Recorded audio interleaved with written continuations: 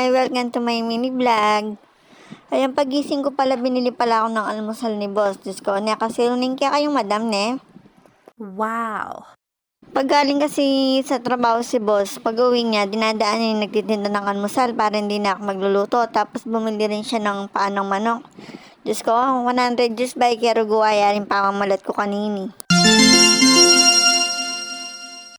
Yung ibang hirap niyang balatan, kaya ginawa ko, nagpakulong muna ako ng may na tubig kahit konti lang para matanggal ko. Oh my God! Yan, pagtapos ko pala siyang binalatan, pinakulo ko na siya dyan para malambot yung adobo natin. Pinapakulo ko muna yung paa bago ko siya igisa. Kasi mahirap naman kung igigisa mo, hindi pa pinanambot. Diyos ko, kasi nanakanita na eh. No, kami pa kanyan eh. Habang hindi ko siyang lumambot, nagayak na ako dyan ng bawang sibuyas, saka sili, para meron siyang ang tawag doon, medyo mahang yung adobo natin. No, teker ko, sabi-sabi, may pakanyang ko ne. Yan, inuna ko palang gigisa yung sibuyas dyan, saka yung sili, bago yung bawang. Alam niyo naman, yung bawang sandali lang naman naluluto. Yan, imekos-mekos lang natin, tapos igigisa na natin yan yung paanang manok, para mas malasa siya.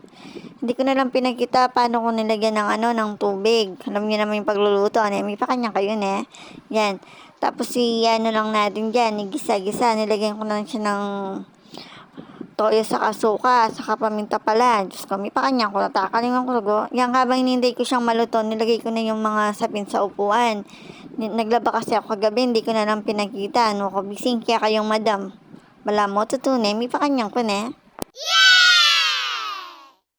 Yan, habang hinintay ko siyang maluto, naisipan kong ilagay ko na yung sapin sa upuan para mabawasan yung ginagawa natin. Tapos, kung napapansin nyo, alos hindi man ako nag-stay sa sala. Alos sa lang, sa hallway o kaya sa kwarto. Kasi mas doon ako komportable. Nag-edit kasi ako. Ikay kayo nang isipan nyo may pakanya kayo kanyan eh. Ayan, maliwalas na naman tignan. Mag-green-green na naman yung natin, pampaswerte yan. Tapos kumain na rin kami ni boss. Tapos niready ko na rin yung baon niya dyan. Alam niyo naman yung boss ko, hindi siya pwedeng magutom. O tapos nag-urong na rin ako dyan. Nag-refill muna ako ng liquid. Yan nga pala yung ginawa ko nung isang araw pa. Isang araw pa. May pakanyang ko ne. 2 weeks ago siguro. Ay no ko ne. Makanyang ko kaya kapanganingman ko ne. Yan, medyo nakatipid tayo sa dishwashing. Nakagawa nga pala ako ng 2 galon. Magkano lang naman siya? 200 plus. May 2 galon ka na kaysa sa bibili ka. No, kami kamalang ka, 170 metong galon. Ay, no, ko ne. Basta pa naman ako, may liga kung mag-urong. Ayoko kasi may natatambak sa lababo. Kaya kayo din gawa na rin kayo, ne. Ay, no, ko ne. May miyak pantip, ne. May pakanyang ko, ne. Wow! Kahit nasa bahay lang tayo, iniisip natin paano tayong makatipid. Alam niyo naman, nagbabudget tayo. Di naman pwede yung bili tayo ng bili. Diyos ko, mga luluing kaya katamong boss. Hindi naman porket meron tayong pambilis, bili tayo ng bili. Iniisip din natin paano natin gagastusin o kailangan bang gamitin. Dapat maging wise din tayo kahit nasa bahay lang tayo.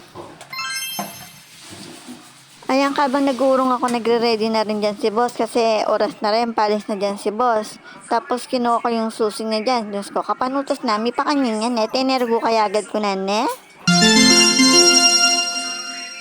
Diyos ko, yung boss ko, gusto niya yung gagamitin niya, naka-ready na lahat. Diyos ko, balang sinopan memo naman si nakabi, pakanyang yan eh. Ko na kay boss yung susi niya, tapos kinuha ko na rin yung takip ni Big Boss, pati yung helmet. O nagtataka niya kayo, sino si Big Boss? Yun yung pangalan ng motor namin, pinangalan ko sa kanya, Big Boss. Kasi kung di naman makakarating sa white si Boss, kung wala si Big Boss, alam niyo naman. O tapos binigay ko na sa kanya dyan, bago pala umalis si Boss, pinapainom niya muna yung rabbit. Kinaugalian niya na yon bago siya umalis o kaya dumating galing sa work, papainumin yung mga rabbit. Diyos ko, kataka na ako kanita pagbalo na nga ng inuman din kayang rabbit. Bala mo, kaya lano kami pa kanyan eh. O dakal nga po palang salamat kaya kayong pamanad be, kaya naman puntutuki.